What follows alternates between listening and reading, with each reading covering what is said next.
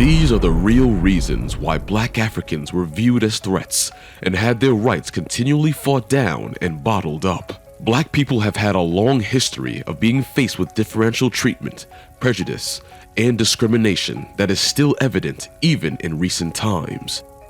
Black Africans pose a threat to non-blacks because of the fear of genetic annihilation. You see, during the era of slavery institution, it was discovered that when white slave masters produced children with their black slaves, there appeared to be an override of genes seen in their offspring. The children expressed more black traits both genetically and phenotypically, a threat to the white Europeans and non-blacks, as they knew that if they allowed this type of union to persist, the white genes would continually become submissive and eventually go extinct. Consequently, the one-drop rule was adopted, which introduced the segregation and undertreatment of individuals with the slightest traces of black ancestry and the criminalization of interracial marriages. Under this rule, a person was either black or non-black. This was part of what influenced former American President Abraham Lincoln to state in his 1858 speech, "I am not, nor ever have been in favor of making voters or jurors of Negroes, nor of qualifying them to hold office, nor to intermarry with white people." The laws enacted and fears expressed were likewise triggered by several other reasons, including the fact that Africa is believed to be the birthplace of the first humans. Through the millennia, Africans have made significant contributions to art, science, philosophy, and various other fields, shaping the course of human history.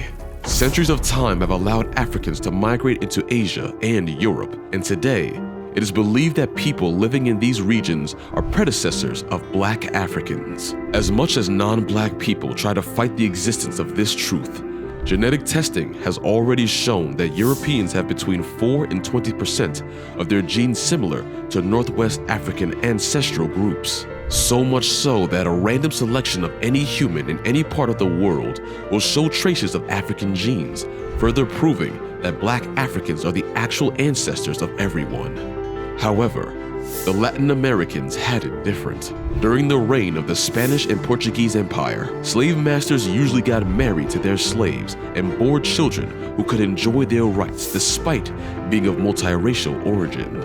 Even Arabs would marry their black slaves and have children who would introduce themselves as Arabs following Arab culture and customs. Frances Cress Welsing argued that white racism was driven by the fear of genetic annihilation. Her argument was, since white people are a global minority in the world and that the white genetic features are recessive, white supremacy developed as a means to ensure white survival. Another aspect where Black Africans were perceived as a threat was the existence of physical superiority. Countless studies have shown that people are more likely to perceive a black man as stronger, even when standing side by side with a non-black man of equal size. An individual is viewed as weaponized, fierce, or a danger just because they are black. Non-blacks feared that if black people eventually got their hands on power or political matters, they were going to dominate. In desperate measures to avert these possibilities, systems were put in place that exempted black people from any position of power.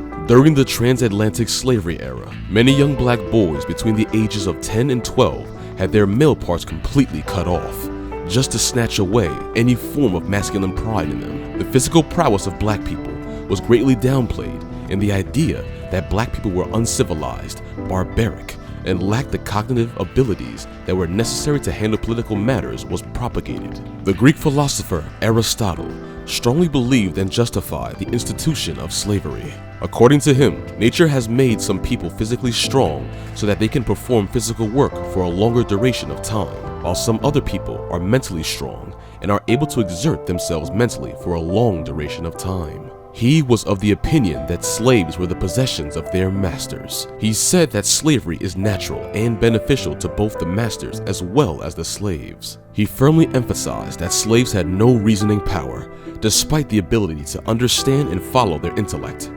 According to him, natural slaves are those who understand reason but possess no reasoning ability. European colonists saw themselves as delicate, fragile, and more intellectual. They considered this trait superior and began to sell the narrative that Black Africans with all of their strengths were selected by nature to serve. These racist ideologies further propagated the belief in white superiority and black inferiority, playing a significant role in perceiving black Africans as unintelligent and uncivilized. These doctrines were used to justify colonization, slavery, and the subjugation of African populations. Since they could not compete with blacks in terms of physical strength, doing physical work was deemed inferior. Instead, someone who could do sophisticated jobs was considered civilized and qualified enough to hold social and political positions in society, automatically pulling blacks out of the power equation.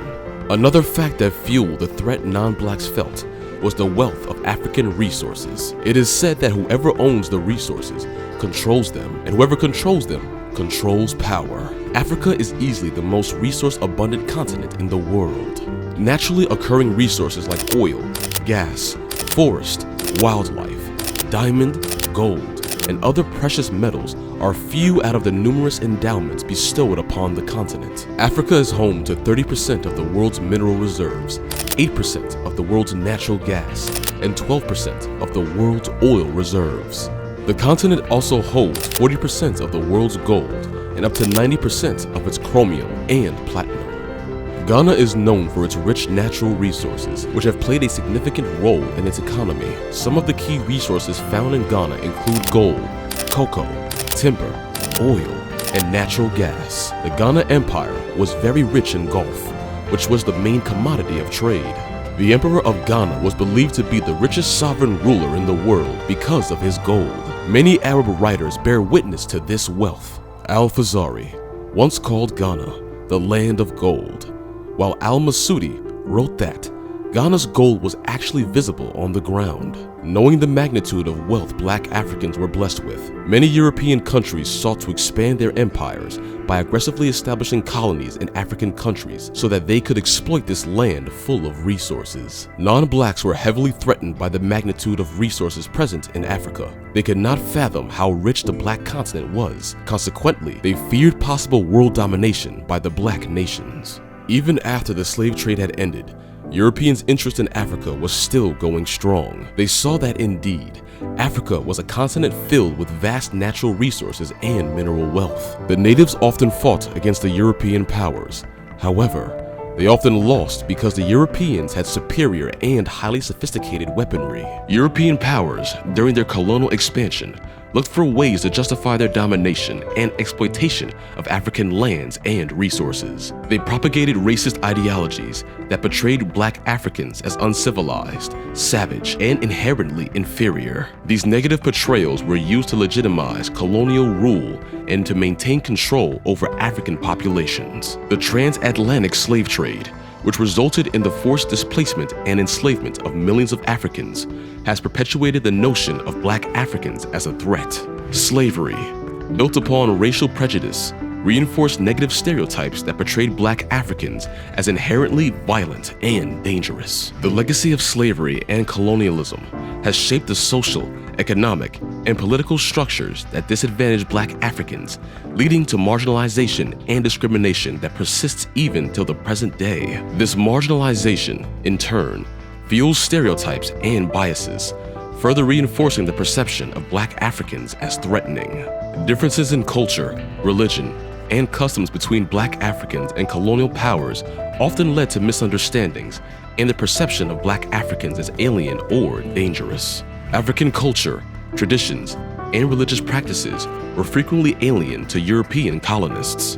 Many Europeans rejected this as primitive or barbaric, instead of making an effort to comprehend or appreciate these cultural distinctions. These misunderstandings contributed to prejudices and ideas about black Africans being mysterious, exotic, and sometimes vile. The prevalent Eurocentric mindset of the colonial era, which views European culture as superior and any deviation from it as a danger, served to promote these misconceptions. The fear of resistance from black Africans was a significant factor that shaped colonial powers and strategies, as well as influencing the dynamics of colonial rule in Africa. The colonial powers recognized that their control and exploitation of African territories relied on maintaining political, economic, and social dominance over the indigenous populations. They were aware that resistance movements and uprisings posed a threat to their rule and their ability to exploit the resources of the colonies. Throughout history, there were numerous instances of resistance and rebellion against colonial rule.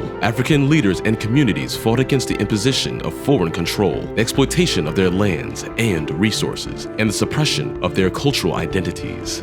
These resistance movements took various forms, such as the Mau Mau uprising in Kenya and the Haitian Revolution, creating a sense of fear and insecurity among colonial powers. This fear further contributed to the perception that Black Africans had the potential to disrupt the status quo. Colonial powers responded to these resistance movements with a range of tactics, including military force, divide and rule strategies, and the suppression of political and cultural activities. They also implemented policies aimed at undermining the social and political structures of African societies, such as the imposition of indirect rule systems and the establishment of discriminatory laws. From the era of slavery to the civil rights movement, Black people had endured systematic racism and oppression. The dehumanization of Black individuals was prevalent, perpetuating stereotypes that fueled fear and prejudice. These stereotypes were often used to justify discriminatory practices such as segregation, racial profiling, and unequal treatment under the law. The civil rights movement of the 1950s and 1960s emerged as a pivotal moment in the fight for equality and inclusion. Activists such as Martin Luther King Jr., Rosa Parks, and Malcolm X led the charge, inspiring millions to challenge the status quo and demand justice. Through peaceful protests, sit-ins, and acts of civil disobedience, they brought intentional attention to the injustices faced by Black people, ultimately leading to landmark legislation such as the Civil Rights Act of 1964 and the Voting Rights Act of 1965. One of the key aspects of the fight for equality and inclusion has been the dismantling of harmful stereotypes that have plagued Black communities for generations. Black activists and intellectuals have continuously challenged these stereotypes through art, literature, and academic discourse. By highlighting the achievements, contributions, and talents of Black individuals, they have effectively reshaped the narrative and shattered deeply ingrained prejudices. Black individuals and communities have also fought for increased representation and diversity across various sectors of society. From politics and entertainment to business and education, Black voices have pushed for greater inclusivity. Organizations such as the National Urban League and the NAACP have played instrumental roles in advocating for equal opportunities, fair hiring practices, and diverse representation at all levels. However, the fight is far from over, and continued efforts are needed to dismantle systematic barriers and ensure that Black voices are heard, respected, and valued.